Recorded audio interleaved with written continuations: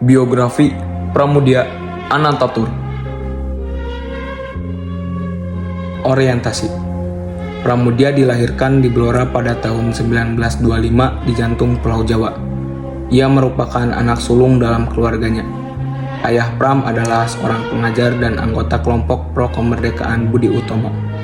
Nama asli Pramudia adalah Pramudia Ananta Mastur, sebagaimana yang tertulis dalam koleksi cerita pendek semi-autobiografinya yang berjudul Cerita dari Blora. Karena nama keluarga Mastur, nama ayahnya dirasakan terlalu aristokratik, ia menghilangkan awalan Jawa Mas dari nama tersebut dan menggunakan Tur sebagai nama keluarganya. Pada tahun 1940 hingga 1941, Pram menimba ilmu di Sekolah Teknik Radio Surabaya setelah menyelesaikan sekolah dasar di Institut Budi Utomo di Blora. Namun, dia tidak pernah menerima ijazah dari sekolah itu karena Jepang menduduki Indonesia pada tahun 1942.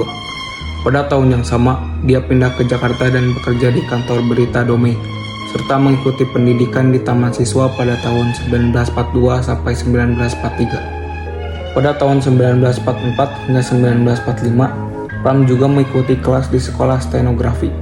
Dia kemudian melanjutkan pendidikannya di Sekolah Tinggi Islam Jakarta.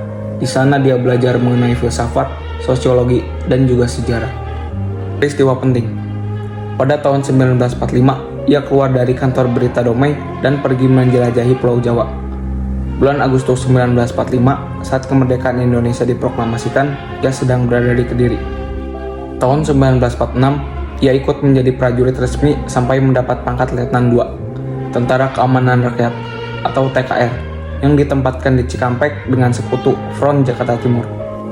Pramudia kembali ke Jakarta tahun 1947 melalui penyusupan, tetapi ditangkap militer Belanda yang berada di Cipinang tanggal 22 Juli 1947. Ia ditangkap marinir Belanda karena menyimpan dokumen gerakan bawah tanah menentang Belanda. Dia dipenjarakan tanpa dihadiri di penjara Bukit Duri sampai tahun 1949. Pada masa kemerdekaan Indonesia, ia mengikuti kelompok militer di Jawa dan kerap ditempatkan di Jakarta pada akhir Perang Kemerdekaan.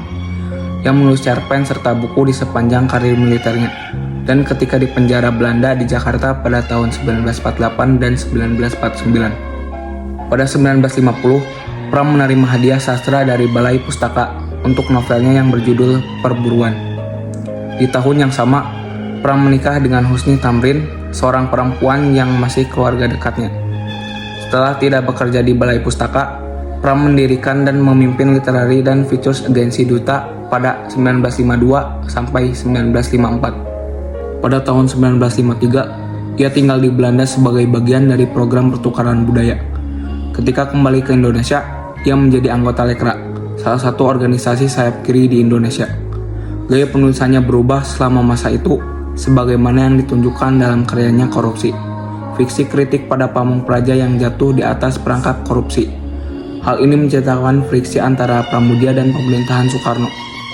Pada 1962, Pramudia Anantatur menjabat redaktur Lentera. Dia juga bekerja sebagai dosen di Fakultas Sastra Universitas Respublika Jakarta, sebagai dosen Akademi Jurnalistik Dr. Abdul Rifai. Setelah meletusnya peristiwa Gerakan 30 September atau G30S, kehidupan Pramudia Anantatur menjadi semakin sulit. Sepanjang 14 tahun, Pram harus hidup sebagai tahanan politik tanpa proses pengadilan.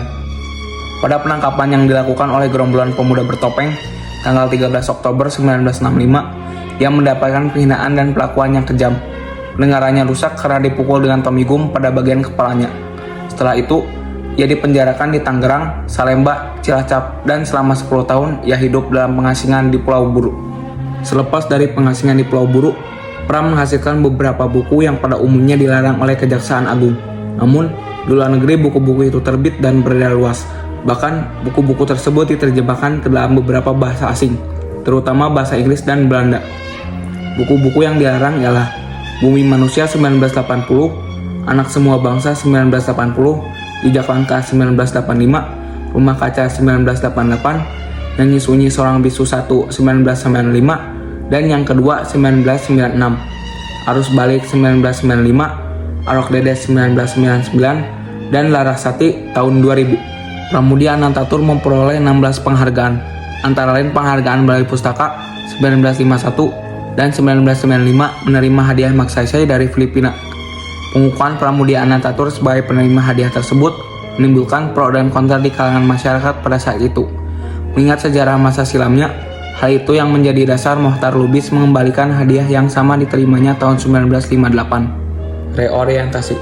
Meskipun kesehatannya menurun seiring bertambahnya usia dan kebiasaannya merokok, Pramudia Anantatur tetap aktif menulis di hari tuanya. Setelah 2 minggu sakit di rumahnya di Bojonggede, Bogor, dia kemudian dibawa ke rumah sakit pada 12 Januari 2006. Pada ulang tahunnya yang ke-81, tepat pada 6 Februari 2006, sebuah pameran khusus diadakan di Teater Kecil Taman Ismail Marzuki yang menampilkan sampel buku dari karyanya. Sayangnya, Pramudia Anantatur meninggal dunia pada tanggal 30 April 2006 di usia 81 tahun. Pemakamannya dihadiri masyarakat dan tokoh-tokoh terkenal, menunjukkan berapa besar pengaruh dan penghargaan yang dia raih selama hidupnya. Karya-karyanya memikat hati banyak orang yang memberikan kontribusi terhadap sastra Indonesia dan warisan budaya bangsa. Pram membuktikan karya tulis memiliki kekuatan untuk mempengaruhi masyarakat dalam menciptakan perubahan dalam sejarah.